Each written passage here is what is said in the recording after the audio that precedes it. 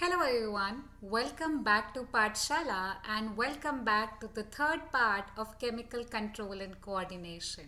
So, yes, before I start teaching you the interesting chapter, let me introduce myself as well. My name is Aditi Goyal. I am a final year MBBS student at RUHS CMS Jaipur. Apart from my MBBS, I have also been mentoring NEET students and biology students from past 5 years. So yes, let's get back to the thyroid gland. So guys, it is impossible that you haven't heard of this gland, the thyroid gland. The thyroid gland is one of the most crucial glands of your body. It is like a butterfly. Yes, literally it is butterfly shaped. And it has two lobes like wings of butterfly which are connected by isthmus, a soft tissue. And these two lobes are composed of follicles and stromal tissues.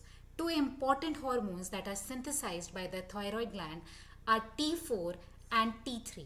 T4 is thyroxine and T3 is triiodothyronine. So T3 is the active form which acts in our body and T4 is the storage form. Essential component that is required for this thyroid hormone synthesis is iodine. That is why the doctors tell you to eat the iodized salt. Now you know. Also, the functions of this thyroid gland are regulation of your basal metabolic rate, basically the whole metabolism of your body, supports the RBC formation, metabolism of carbs, fats, proteins, and it also maintains the water and electrolyte balance. So it's a very important gland. Now, there could be a lot of anomalies in this thyroid gland. One of them is hypothyroidism. Hypothyroidism is basically when the activity of thyroid gland decreases. So, it can manifest into diseases called goiter. Goiter is usually seen in people who are living on hilly areas because their iodine consumption is pretty low. So what happens because of low iodine in their diet? The thyroid gland enlarges. Because they are not getting iodine, they have to overwork to produce thyroid hormone, and that is why the thyroid gland enlarges. Second one is cretinism. In cretinism, because of congenital iodine deficiency, the child presents with stunted growth and mental retardation because they did not get in intrauterine life itself. And also women present with irregular menstrual cycles.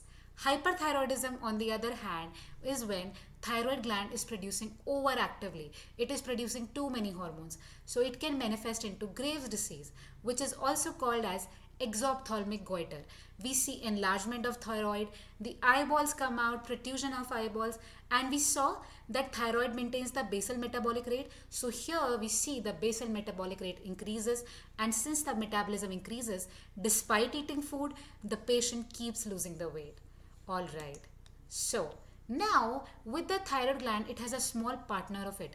That is the parathyroid gland. You see on the thyroid gland, four small dots. These are basically the sets of four parathyroid glands. So these parathyroid glands, they secrete the PTH hormone, also known as the parathormone. Now this parathyroid gland maintains the calcium balance in your body. What it does is it increases calcium in the blood. Now, do you know where is calcium stored in your body? Right, your bones are made of calcium. So when calcium is required in your blood, they basically break your bones and release calcium into your blood. That is, they stimulate the bone resorption and renal reabsorption. Usually kidneys excrete calcium, but this parathyroid hormone increases the calcium absorption from the kidney as well. Also in the thyroid gland, we have follicular cells. Remember, it has another kind of cells which secrete thyrocalcitonin. Now it has opposite function to these parathyroid hormone. This decreases the blood calcium levels. That means it takes calcium to the bones. So this is how the calcium is maintained in your body. Now, let's talk about this very interesting gland, the thymus gland. This is the immune academy of your body. So yes, it is located between your lungs, behind the sternum, and ventral to aorta, the main artery of your body. And hormone it synthesizes is called thymosin. Thymosin is a peptide hormone. That means it cannot enter the cell directly. And what is the function? Why it is called the immune academy? because it is the main center of your immune cells. It produces the T lymphocytes which produce the cell mediated immunity. Also, it is the center of humoral immunity. It also produces your antibody. You know what? The kids, they are more prone to sickness. That is why they have a larger thymus, right? And as you keep on growing, the thymus itself regresses. So you see, the thymus degenerates in older individuals, which leads to weaker immune responses in the elderly people. So beautiful is the nature, right? Then we have the adrenal gland. This is also called the fight or flight gland. Whenever you are in emergency situation, this is the gland that gets activated. So you have a pair of this gland, and that is two glands, which are located each above one kidney, and it is composed of two types of tissues, adrenal medulla and adrenal cortex. Adrenal medulla is in the inner side, adrenal cortex is on the outer side. So adrenal medulla is the central tissue which produces two important hormones, epinephrine and norepinephrine, whereas adrenal cortex is the outside region and it has itself three layers. I will give you a mnemonic to memorize it. It is called GFR. GFR from outside to inside. Glomerulosa, fasciculata, and reticularis. Yes. So, from the adrenal medulla, the fight or flight hormones come in. The catecholamines, adrenaline and noradrenaline. They are basically secreted in response to any kind of stress and emergency our body faces. And what effects they produce? They increase our alertness and pupillary dilation. They cause sweating and piloerection. Our hair become erect, right? Whenever a dog is running after you. Or they increase your heartbeat and heart contraction strength. They also allow breakdown of glycogen, lipids and proteins so that your body has enough food to fight through that stress. Now, the adrenal cortex had three layers, right? So the glomerulosa layer produces glucocorticoids, that is the cortisol. Cortisol is responsible for carbohydrate metabolism in your body, that is gluconeogenesis. It is also the anti-inflammatory hormone. It suppresses your immune response and it suppresses the inflammation. It also stimulates the RBC production. Then from the fasciculata layer, we have mineral corticoids, that is aldosterone.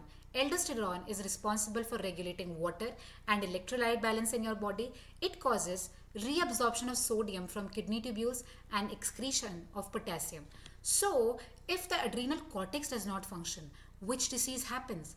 It is the Addison's disease, underproduction of corticoids, which leads to acute weakness and fatigue in the patient. Alright guys, so yes, I will finish up the video here, and since you are here and you are enjoying this class so much, I also want you to know that if you are looking for such a complete study solution, you definitely need to check out Pathshala.